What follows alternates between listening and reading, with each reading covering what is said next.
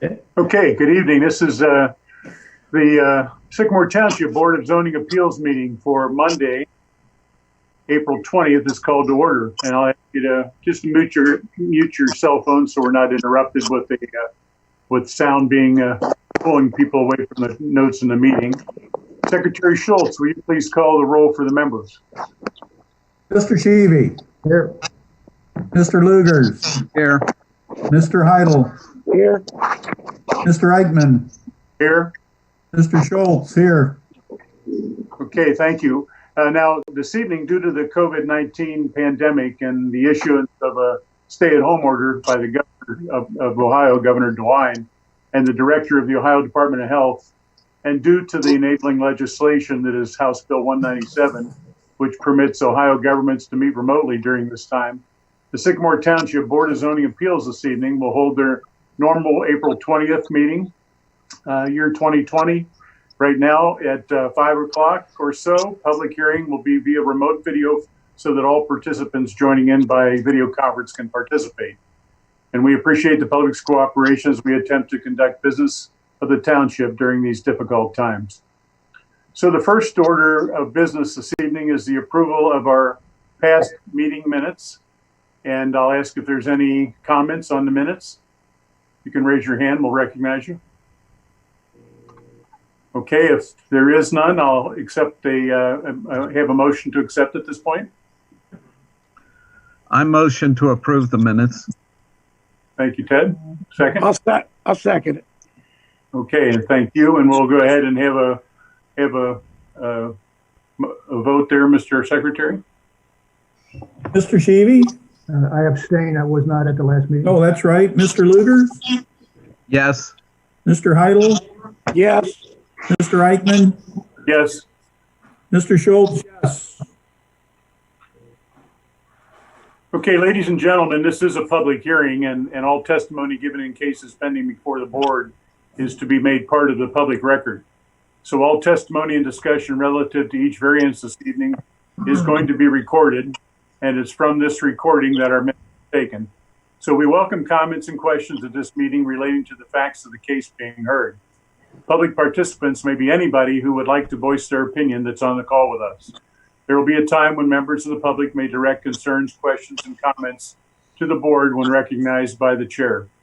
Citizens testifying before this board are directed to obviously sign in. In this case, they signed in already by joining the meeting and have been, once we swear everybody in at that point when someone will take a moment to give us any comments, I'll ask you at that point to be sworn in. So I'll ask you to speak clearly, state your name and address for our record, and then you're welcome to mention anything you feel is relevant to the specific case that's being heard at the time. And please note that all those will testify one at a time, obviously for the reasons tonight, so we can make sure it's all captured in our minutes. So the normal process at our BZA meeting is to swear in the staff and members of the public if they're providing testimony or presenting any evidence in the case. And we'll ask that testimony is limited only to that is relevant to the case being heard and the standards that need to be met. And they note that the Board of Zoning Appeals is an evidence-based body and decisions are based on hardships and facts. Facts must address the standards, and we're not a committee of passion, and the burden of proof is upon the applicant.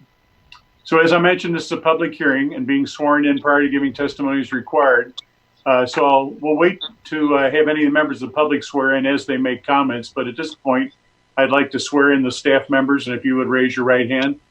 And Mr. John as well. Yes, please. Do you swear to tell the truth, the whole truth, and nothing but the truth, so help you God? Your answer is I do. I do. Thank you.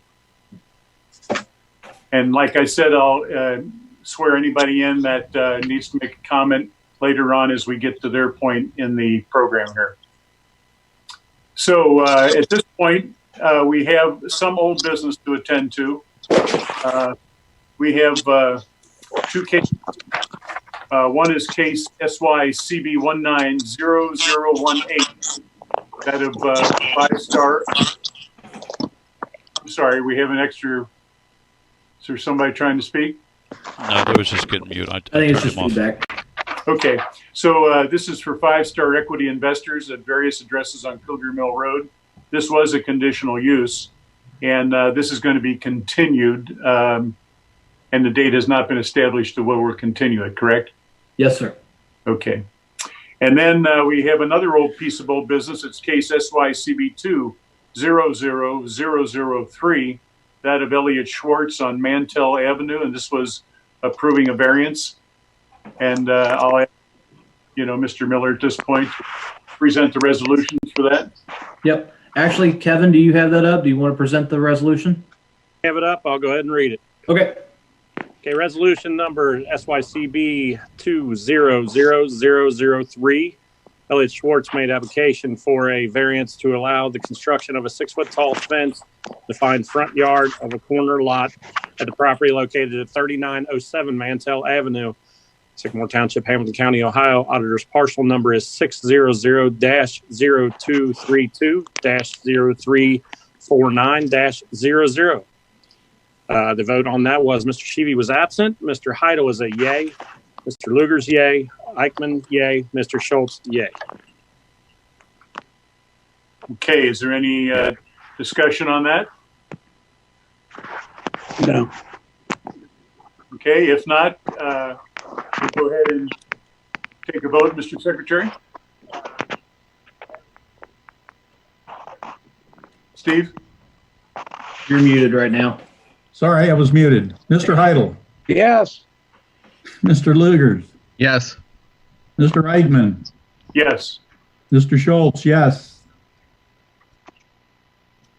very good. And seeing how we can't sign that resolution, should we give some indication that we approve of that, or? Yes. So if you don't mind, if somebody could make a motion to authorize electronic signatures. And if you don't mind, do that motion by roll call so that everybody has an opportunity to say yea or nay. Okay, well, then I'll go ahead and make a motion that we handle electronic signatures this way. Do I hear a second? I second. Who was that? Schultz, Schultz, okay. And then Secretary Schultz, will you take a vote now, please? yes. Mr. Lugers, Yes. Mr. Sheevy. I abstain. Oh, that's right. Mr. Heidel, Yes. Mr. Eichmann. Yes. Okay, so that's approved, and that resolution's approved. So we can then carry on with that resolution for that individual to let them know they have to do the normal application at Hamilton County, but then they can go ahead with their particular plan. Okay. So let's get on to the new business at hand tonight. Tonight is we have one case, and it's for a variance. And to familiarize you, Mr. John, with the way we approach things with a variance, I thought I'd help by explaining to you how we handle variances and what a variance is. So I'll bore you with those details for a few minutes, maybe help you. So a variance is an official permit to do something that's normally forbidden by our regulation, by building a way or for a purpose normally forbidden by our zoning laws. No variance shall be granted that is greater than the minimum necessary to relieve the hardship or practical difficulty demonstrated by you, the applicant. Our Board of Zoning Appeals has the responsibility to make sure the following standards are met, and there are just a few of them. Number one, is it a unique physical condition? Number two, it's not one that's self-created. Number three, if it would deny substantial rights. Number four, it's not merely a special privilege. And number five, it must be in harmony with the township resolution.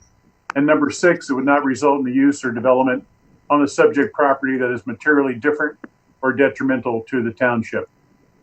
And of course, the last one is the decisions made are relevant to the fact of whether or not construction has started or completed on a violation that did not request or receive a proper building permit.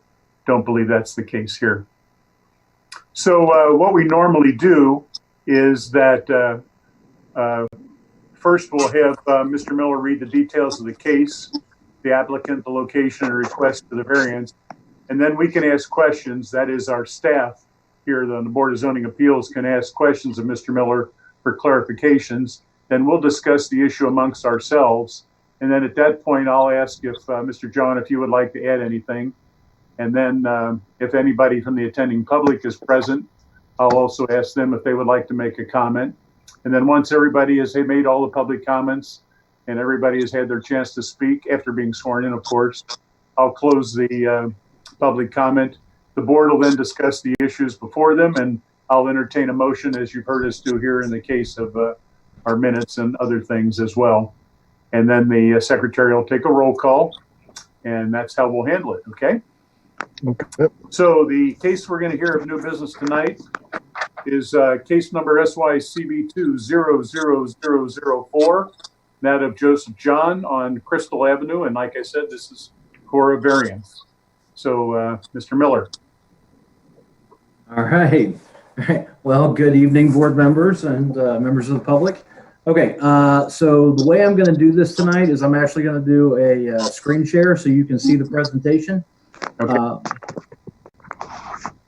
So, and I can pull this back up for the applicant or for board members as we need. So let's see here.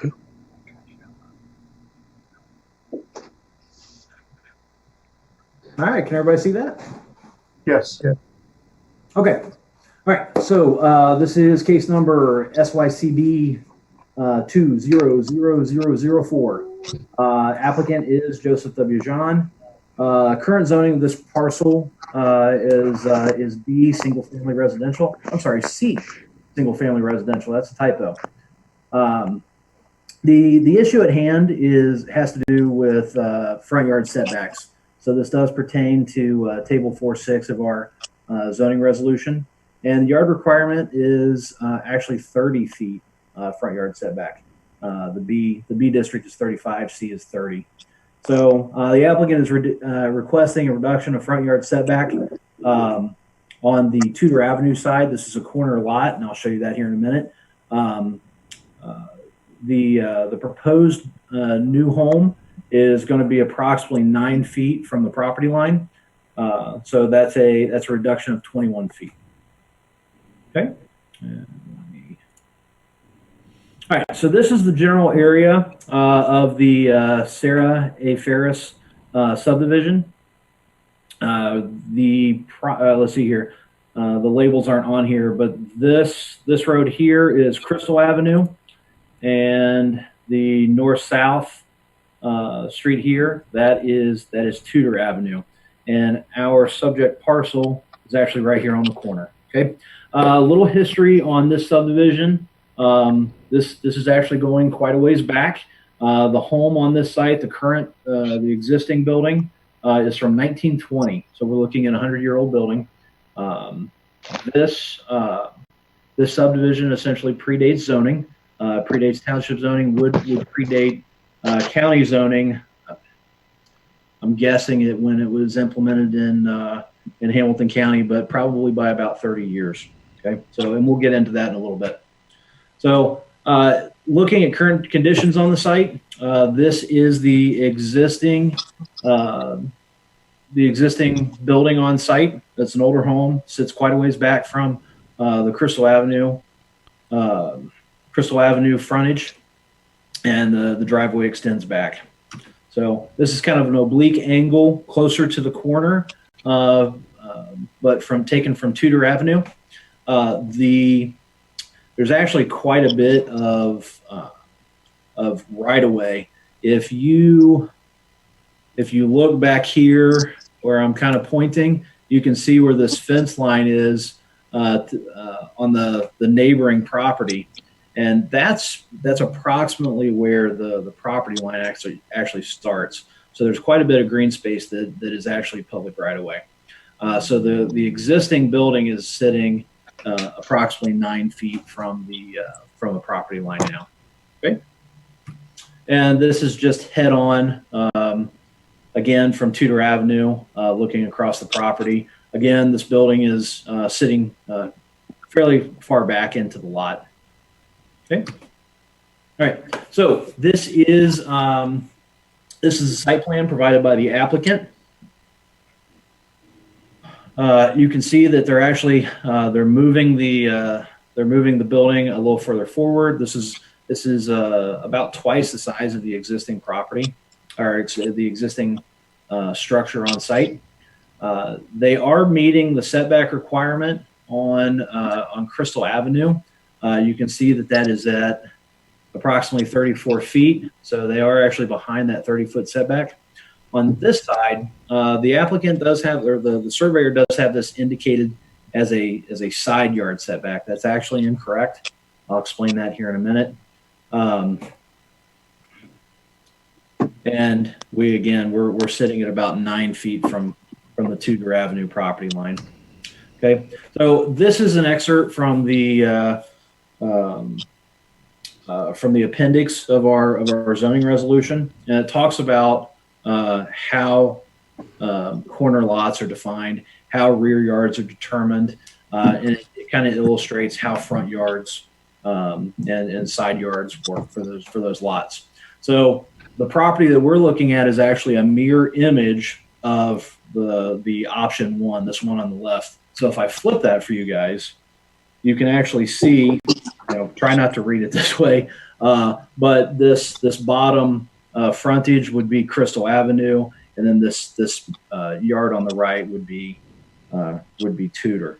So the problem with this requirement in our zoning code, again, keep in mind that what we're doing is we're taking a lot from the 1920s and we're trying to apply current setback standards to these lots. They're just not designed that way. It's actually a pretty common practice in when you're establishing your zoning districts that these legacy lots, this historically smaller, narrower lots, you don't try and make the zoning district conform to the actual area requirements. You look at the use, which in this case C is the smallest, the densest single family designation that we have, and whoever laid it out, whether that was inherited from the county or that's what we placed there, we assigned an appropriate use district.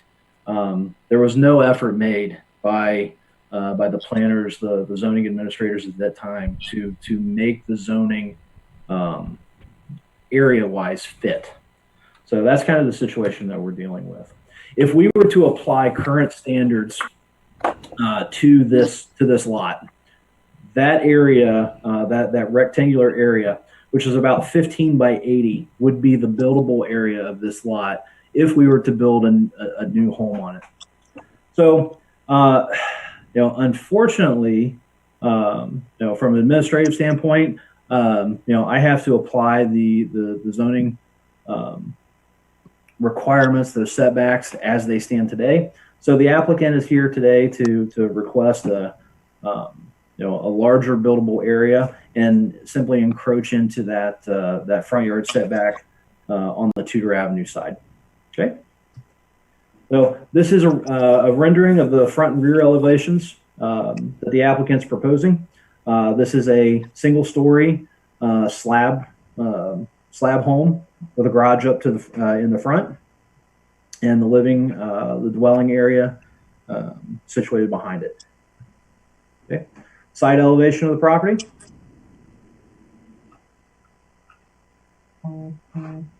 And I realize it's kind of light. I apologize for the scanning capabilities that we have, but you can see this is a single-family home with appears to be 3 bedrooms, 2 bath, 2-car garage, and a combined open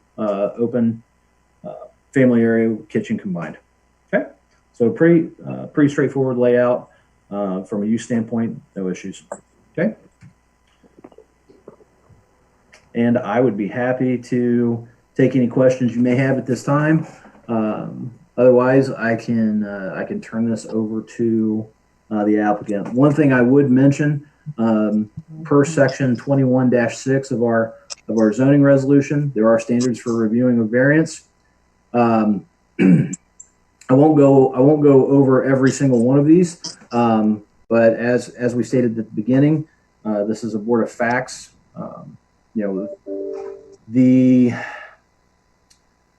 From a legal standpoint, because this property was bought as is, there's not necessarily a hardship, or rather it's a self-created hardship because of what the applicant is seeking to do. With that being said, area variances by case law do not require an applicant to meet the hardship standard. Really, it's the practical difficulty standard that would apply. And let me see if I can do this in this presentation. I'm going to move my staff report over. Did that work? Can you guys see this okay? Yes. Okay.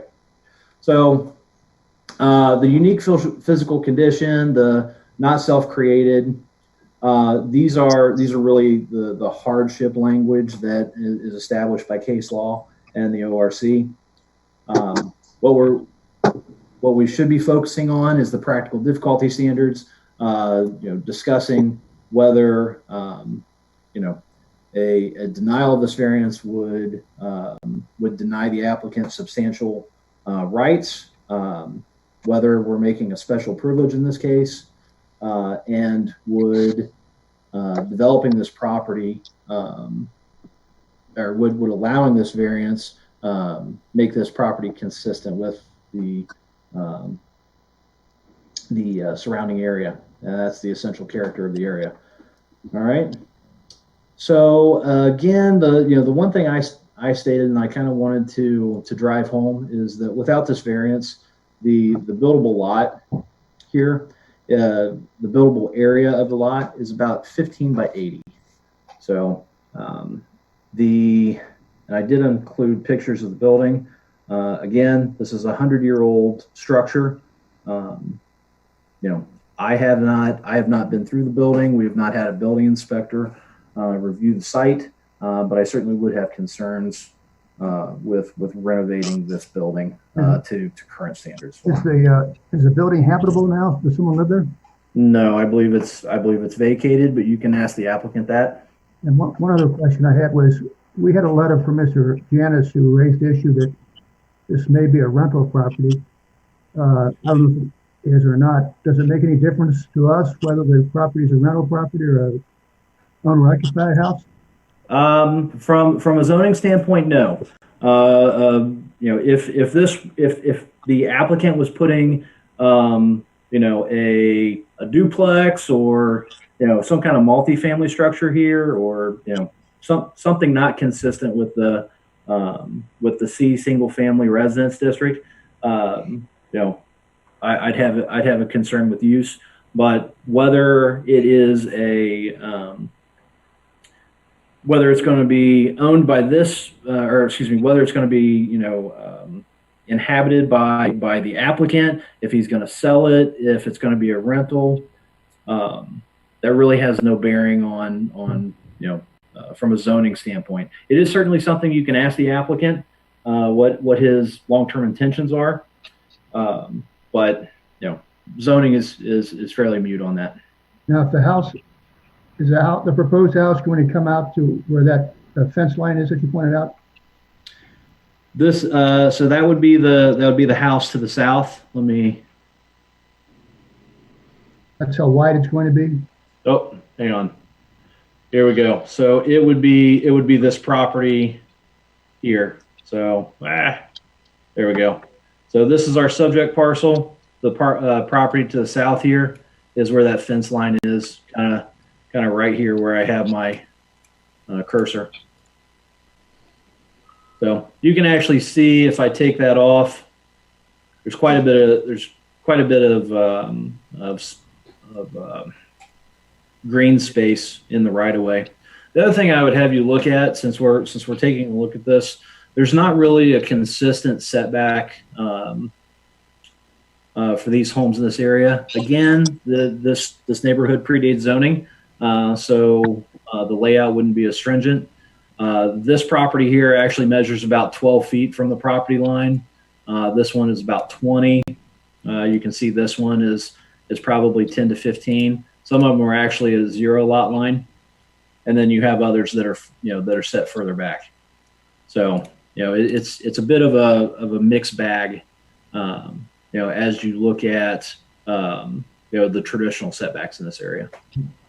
So I assume some of those trees are going to come down in the yard? It's certainly a possibility. That is something that you would have to ask the applicant. Certainly, I would imagine this one would. Yeah. Some of these other smaller bushes or trees we're definitely going to have to come down. This one is in the right of way, I believe, so I think that would stay. Same thing here. These would be in the right of way. But you can certainly ask the applicant that, and I can run through these pictures.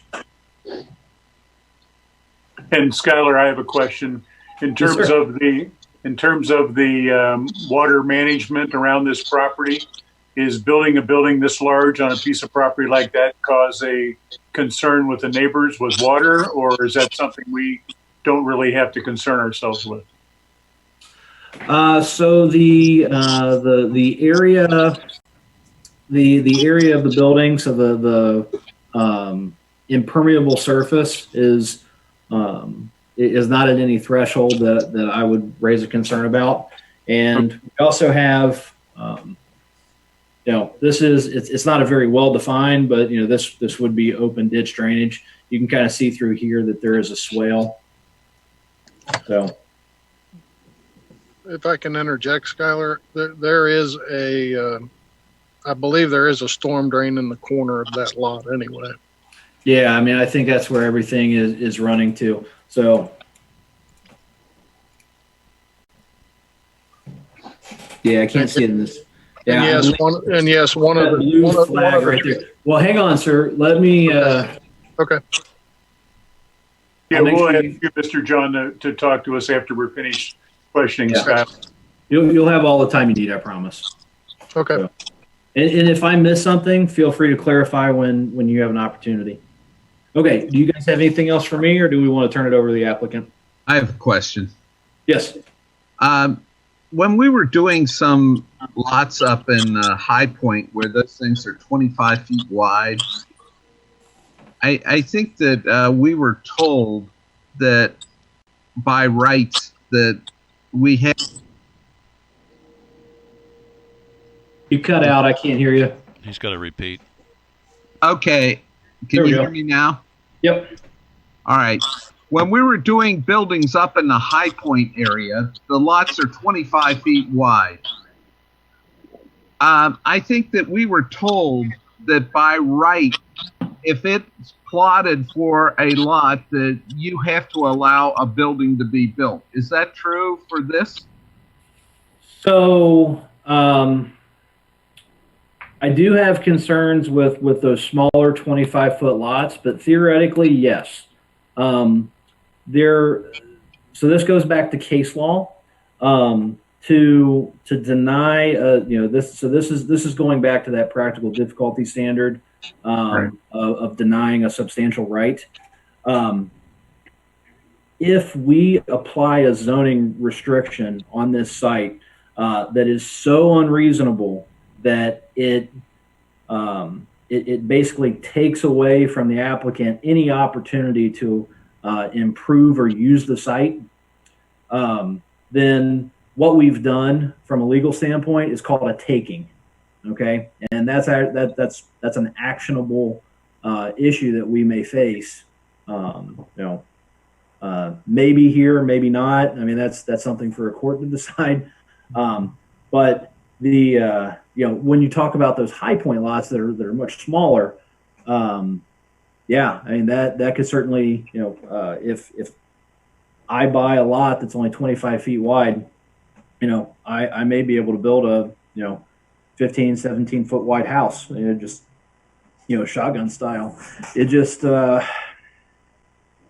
it's a difficult scenario. It's not ideal, but every lot should theoretically be buildable, unless it's noted on the deed.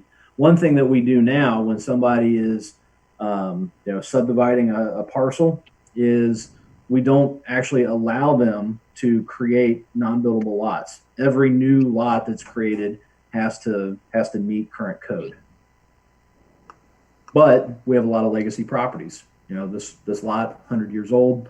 or at least the structure on it 100 years old. High Point, I'm sure that goes quite a ways back, probably in 1930s, 40s. So again, predating, typical zoning standards. All right. And then I have a question in terms, I'm looking at the building size. I know it's quite a bit larger than the current house, obviously. It does not look like it's extravagantly large anywhere in any of the dimensions, but is there a limitation of how much property can be used by a structure? I know you didn't seem to have a problem. I believe it's 60% of the lot. Kevin, do you have that? He might be. I can pull it up. I believe it's 60%. But I think you're correct. yeah, we did check the area in relation to the overall property. I don't have those numbers in front of me because it wasn't a red flag. So Okay. I apologize. Do we know how far this structure will be from the house next door? We don't have.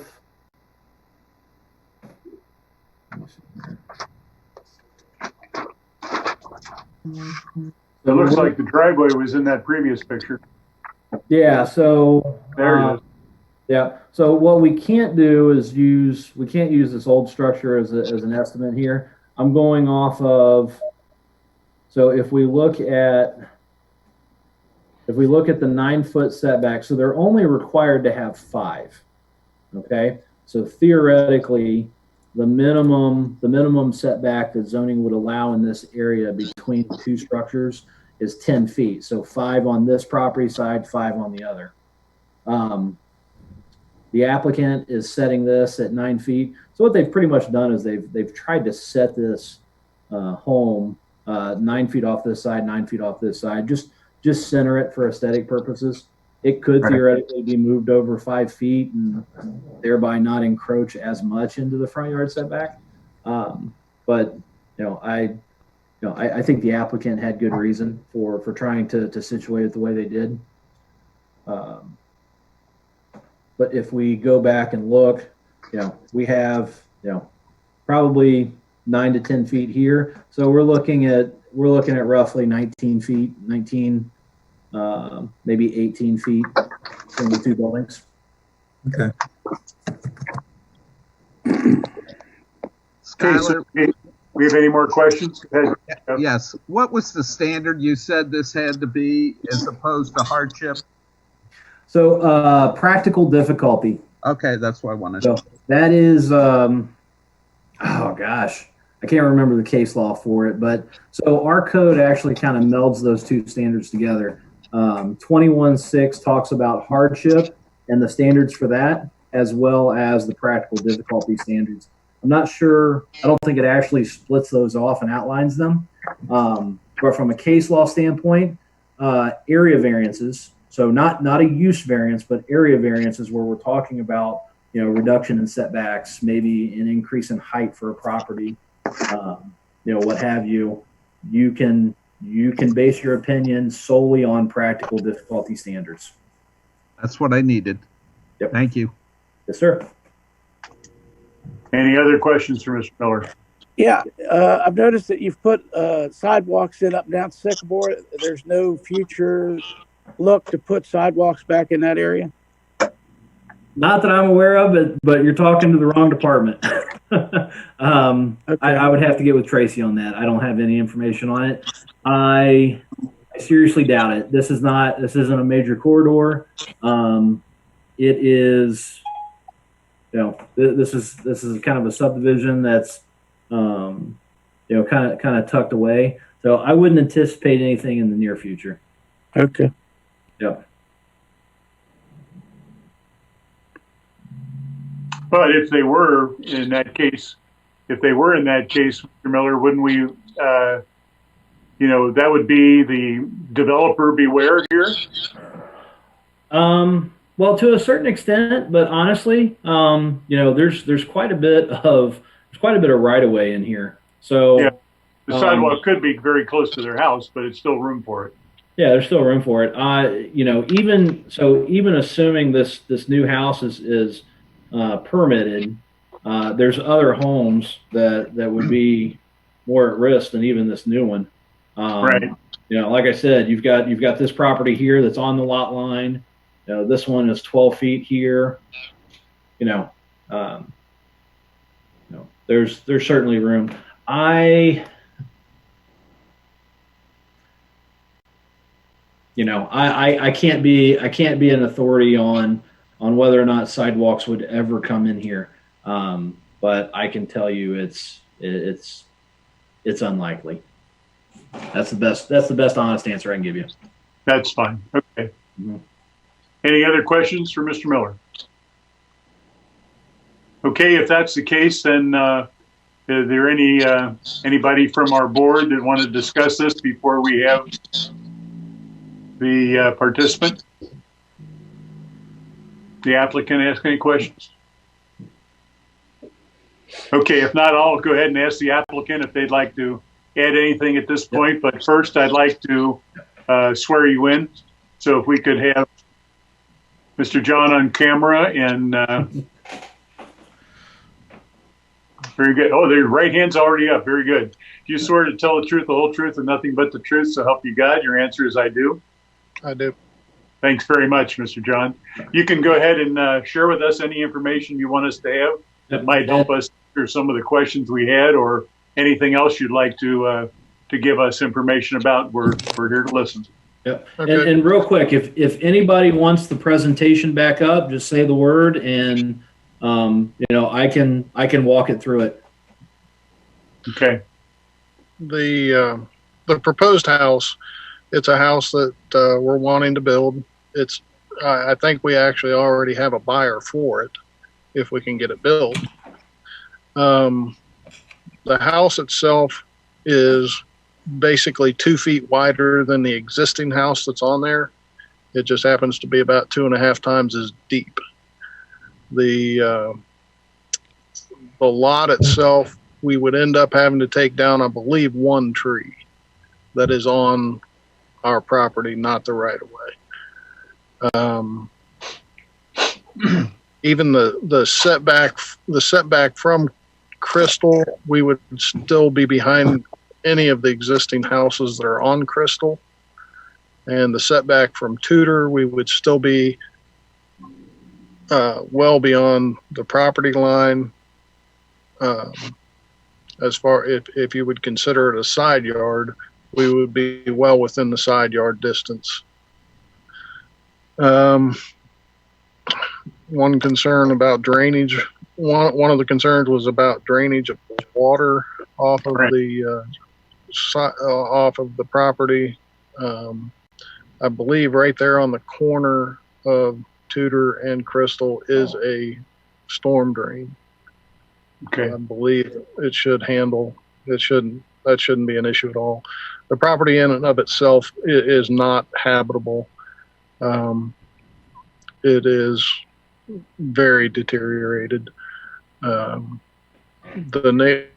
talked to every neighbor within eyesight of this property, and everyone wants it gone. It's definitely an eyesore, and we're just looking to improve the neighborhood and build a nice new house there. Very good. Is this on a slab, Mr. John? Yes. Okay. Any questions for Mr. John from any of the members? Do you think the house will fit in with the neighborhood, or will it be out of place? I think it'll fit in fine with the neighborhood. There are a lot of people that have already done a lot of improvements to their homes in there. There are still several deteriorated homes in the neighborhood. That seems to be a growing trend within the general area of new homes being built within older neighborhoods.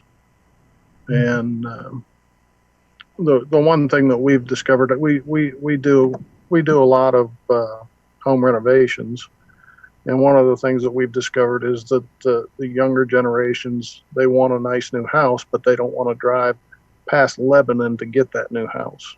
They want to be in the older neighborhoods that are closer to town, closer to you know, in the mix of what we have here, Do you and own that's what we're trying to provide. Okay. Do you own any other houses in this neighborhood? I'm sorry, I didn't hear you. Do you own any other houses in this neighborhood? No, there is another lot for sale in that neighborhood.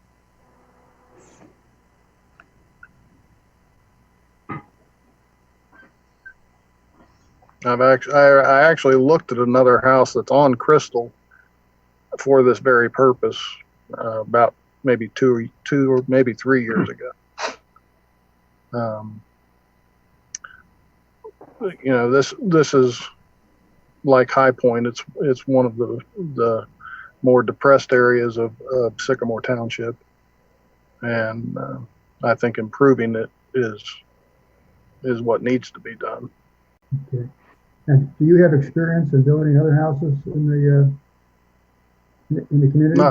Not in Sycamore Township. But elsewhere? Yes. So your intent is to fully build a house on this and sell it, not occupy it? Correct. Okay. I think I've already got it sold if I can get it built. All right, but you're not going to rent it? No. Okay. Yeah, I believe there's a house 2 doors up on the corner closer to Blue Ash Road that has significantly changed its appearance over the number of years and has come to us quite often for major changes. That it's a pretty big house with that detached garage. I think you showed that, Mr. Miller, on your drawings earlier, so I don't think you have to show it again, but I know that's a couple doors up from it, so it's a lot smaller than that house, but it's still quite large compared to a few others that are probably across Tudor. Any other questions for Mr. John? No. No. Okay, if there's nothing else, Mr. John, thank you very much. All right. Thank you. Okay, so now I'll ask if there is any of the attending public that may have come onto the call that we have waiting in the wings there. Rob, if you can let me know. Mark Tisley. Okay, Mark, can we see Mark to swear him in? Yeah, it's connecting. Okay. Stay in touch with B105. Okay, we got a radio station who wants to talk. Yeah. We're live on Sports Talk, it sounds like. Yeah, I unmuted him until it's time. All right. And again, I can bring up the presentation as a screen share if members of the public need to refer to it. Okay. Okay. Is he the only member of the public that wants to speak? He's the only one that was waiting at this time. There's been another number, Jay Janis, I believe, but he is not dialed back in. Okay. Yeah, I think there was a little misunderstanding about when the meeting would start. So I started at 5 o'clock per Jesse's email. I have no standing in this meeting. So one second. I don't know who's speaking, and if you're going to testify about this particular variance, I do have to swear you in, so I don't have any visual on you. Is this Mark talking? It is, and I have no standing on this meeting, so I am going to be observing only. Oh, okay. I am actually on next month's docket, and I believe, and I just wanted to see how the process works. So that's great. I will not be adding anything to the conversation. Okay, that's fine. Yep. We appreciate that, and you're more than welcome to watch. Yep. And Mark, we are this is our first time trying to conduct a public meeting with public participation. So we're kind of feeling our way through it this time. So bear with us. That's fine. That's exactly why I'm here. If you want me to play a person of interest in this with standing, I'm happy to do that. You're good. Just to let you know. All right. Yep. So, Okay. Rob, I'll ask you if there's anybody else from the public that wants to speak at this time, or else if not, I'll close the public comment. But is there anyone else? Jim, the waiting room is empty. Okay, well then, in that case, I'll close the public comment now that everybody's had a chance to speak. One second. So, A letter from Mr. Janis. so Mr. Janis is not still on the. He's still not in the meeting. With that being said, he did submit an email that he asked to be read in. So if we want, we can take this opportunity now, and I'll just read it in. No, Mr. Do we have to read it in, or can we just attach it to the minutes? I believe he asked that it be read. Well, I don't know. We've all seen it as Mr. I've read it. I've seen it and I've read it. If everyone's read it, why don't we just Okay. as an exhibit? That's fine. We can do that. Has the applicant Unless read Mr. it? John has not read it. Yeah. I have not. Oh, well, that's a problem. It's up to you if you want it read to you, Mr. John. Just for expedience sake. Okay. All right, that's fine. Okay. All right, then if you want to move forward with closing out public comment, you. Yeah, okay, so we'll then just close the public comment now that everybody's had a chance to speak. We've all seen the only comment from the community was the letter that we're all familiar with. And so now that we're closed, I'll let the board discuss the issues we have here. And anybody have a comment to make? I have a comment. Okay, Ted. You know, as far as a hardship, I don't see a hardship. But when we get to this other standard, this practical difficulty, then I think everything changes. And by rights, he has the right to build. If he levels the house, he has a right to build a house on that property. And then when we come to his right to build one, when we narrow it down to that little strip, I think that, number one, it would look ridiculous.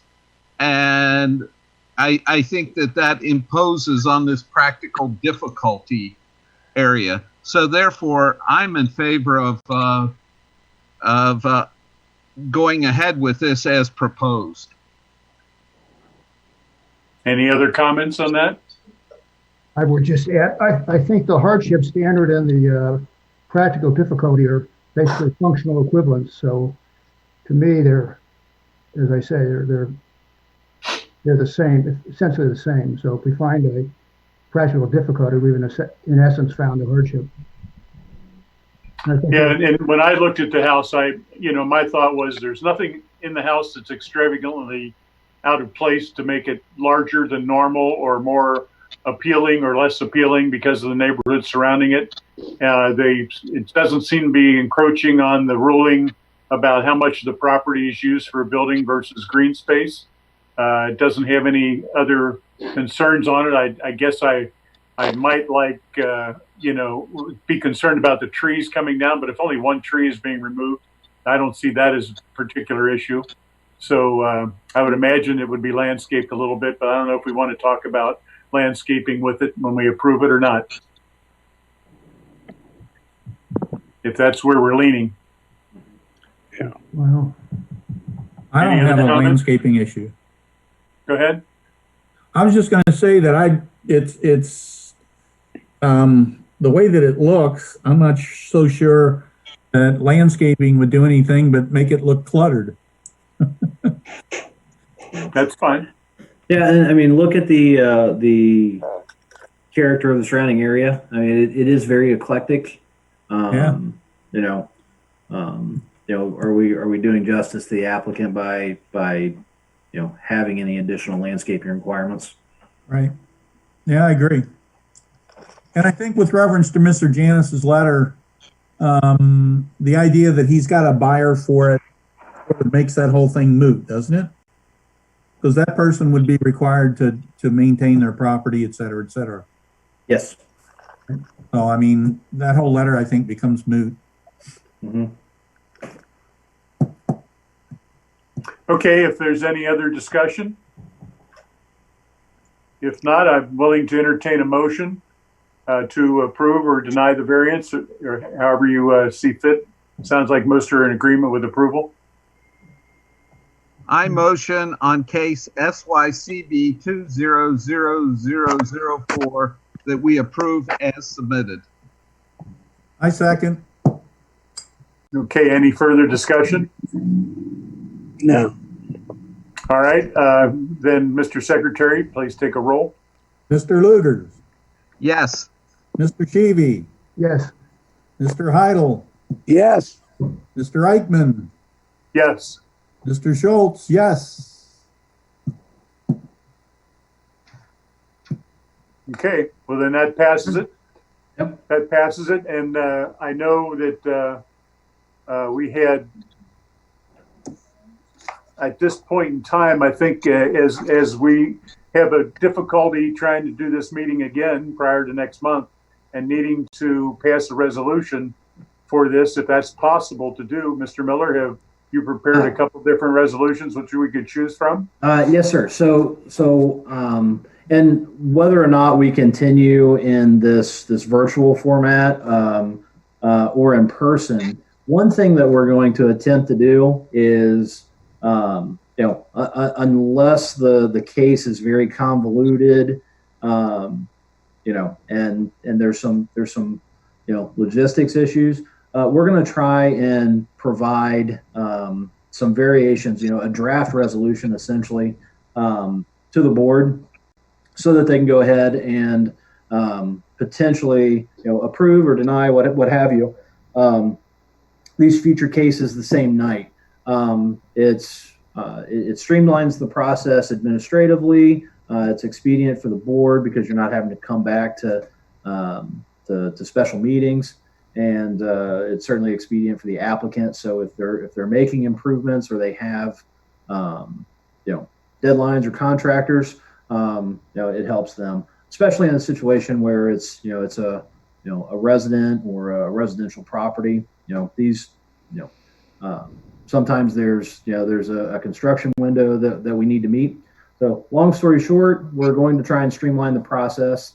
So tonight we already have a draft resolution prepared. So you'll start to see these more often, but this one is set for approvals. Had there been any conditions, Jessica is actually standing by. She could have made adjustments to it to reflect the ruling of the board. Since this was as is, we're ready to go tonight. So, Kevin, do you want to read off this resolution? This would be a resolution to approve. Okay. This particular case, right? Yes, sir. Do you hear Jessica by chance? No, I haven't heard. She's trying to. Hold Oh, on. okay. She's coming to me actually. Oh, so I have it here if we need to if I need to read it. So I made a correction to the date. So I just wanted to let you guys know that on the bottom it said March, and I changed that to April. Oh, okay. Okay. Okay, Yeah. that's fine. All right. Okay, resolution number SYCB 200004. Joseph W. John made an application for a variance to allow for the construction of a one-story single-family residence within the required front yard setback on the Tudor Avenue side of the property located at 4451 Crystal Avenue, Sycamore Township, Hamilton County, Ohio. Others parcel number 600-0201-0041-00. The vote was Mr. Sheevy, aye, Mr. Heidel, aye, Mr. Lugers, aye, Mr. Eichmann, aye, and Mr. Schultz, aye. Okay. Any further discussion from any of the board members? No. Okay, and Mr. Secretary, take a roll, please. Steve? Mr. Sheevy, Yes. Mr. Heidel, Yes. Mr. Lugers, Yes. Mr. Eichmann, Yes. Mr. Schultz, yes. Now, do we need to authorize electronic signatures on this as well? We'll probably need a motion to authorize the signatures. So if so, Yeah. I'll make a motion to authorize these signatures based on our vote here. Anybody second it? I'll second. Okay, any discussion? Okay, Mr. Secretary, a roll call again. Sheevy, Yes. Mr. Lugers, Yes. Mr. Heidel, Yes. Mr. Eichmann, Yes, Mr. Schultz, yes. very good. And in the future, gentlemen, if we do again these virtual or electronic signatures, whoever makes the motion can make the motion to include all documents for the meeting. For the whole meeting. Yeah, so we can do it. We can do it once and done at the beginning of the meeting in the future. So Makes sense. That makes sense. Very good.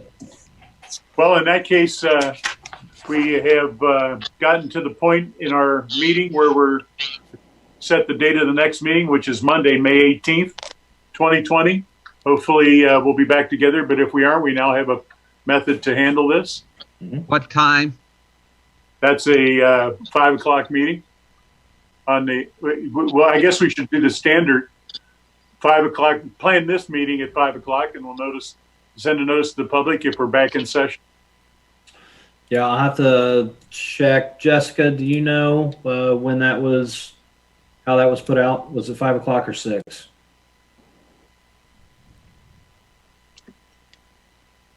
She there? It was 5 o'clock. I was one of the recipients of the notice. Okay. All right. Great. Thanks, sir. So we'll plan on the next meeting on Monday, May 18th, 2020 at 5 p.m. unless notified otherwise. And we'd certainly make public notice if it changes. Correct? Yes, sir. Okay, and then our last, any communications or miscellaneous business to conduct at this point by anybody? I will say that given the current state of affairs, the land use steering committee meetings were put on hold with the governor's stay-at-home order coming to a close on May 1st. I'm going to try and renew those. I need to look at the schedule and see if we can expedite some of those because I would like to get that back on track without any significant delays. But that's certainly a process that I'll keep the board up to date on. We also have the vacancy for the alternate.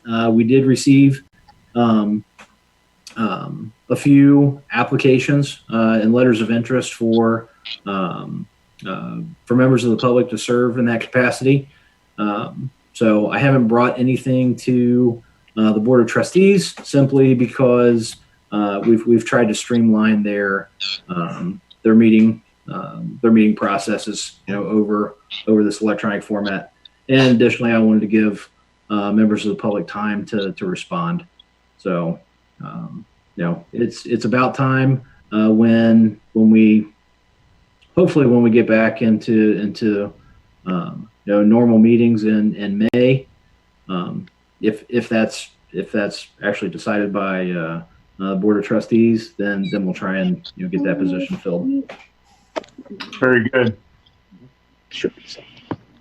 Okay, if there's nothing else, I will accept a motion to adjourn. Can I make a general question?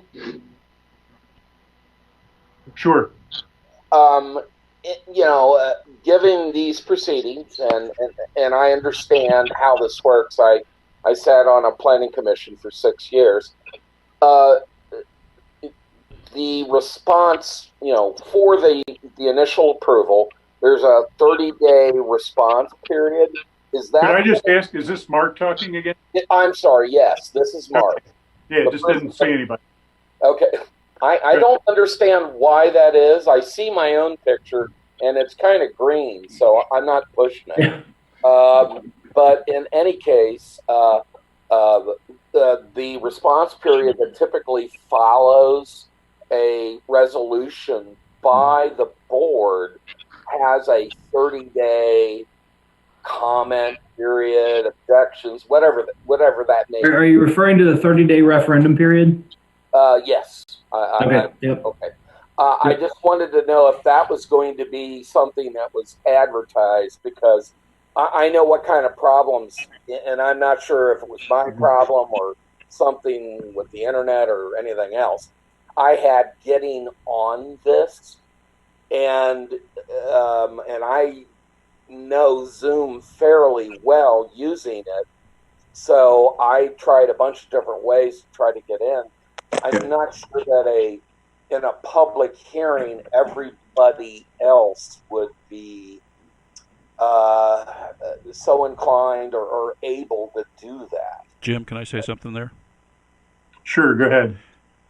Mark, the reason you couldn't get in is you were coming into a waiting room, and you were not part of the original meeting to see it. We were broadcasting this live on Vimeo for the public to view live with a 3-second delay. But the reason you were having difficulty coming in, because I was seeing your call come in, there was a public speaking period, and that's when you were allowed in. So I don't think it was an issue of connecting to Zoom, because I saw you log in. I was just instructed based on the parameters of the meeting that to let you in during the public comment period. Okay, I understand. If there could be some, when you put out your next invitation, public hearing invitation after your advertising, it might be helpful if you mention that there is going to be, you're not going to be opened into the meeting until the public hearing portion. Sure. And then that's a very good point. Again, this was kind of our our real life test run, I suppose. Somebody had to be first, so thank you, Mr. John, for being that applicant. We'll. I think we can improve our instructions to the public and moving forward. So thank you. And that's the only reason I said it. So I thought it was a pretty good meeting. All right, good. Good. Thank you. Thank you. What do we have scheduled for next month? It's the.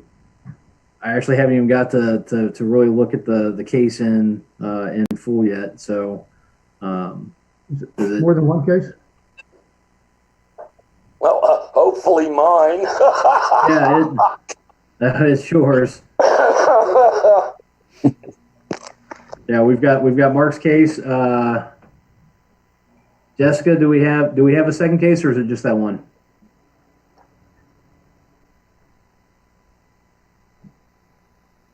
I think that's. I think it's. Well, at least, yeah, we know we're going to meet in either case, and we'll get the agenda out to us beforehand, so we'll know for sure. Yep. Okay. Well, is there anything else, or can we take a motion to adjourn? Okay, I'll move that we adjourn. Do I hear a second? I second. Very good, Mr. Secretary. Take a roll, please. Steve, you got to be on, Steve. Your voice. Mr. Sheevy. Yes. Mr. Lugers. Yes. Mr. Heidel. Yes. Mr. Eichmann. Yes. Mr. Schultz, yes. Very good. Well, this adjourns our meeting at 6:15 p.m. Great meeting. Great, like you say, virgin trip down this Zoom path. So hopefully we'll see everybody next month and be able to have another efficient meeting as well. So thank you, everybody. Great job, gentlemen. Thank you. Thank you. Yep.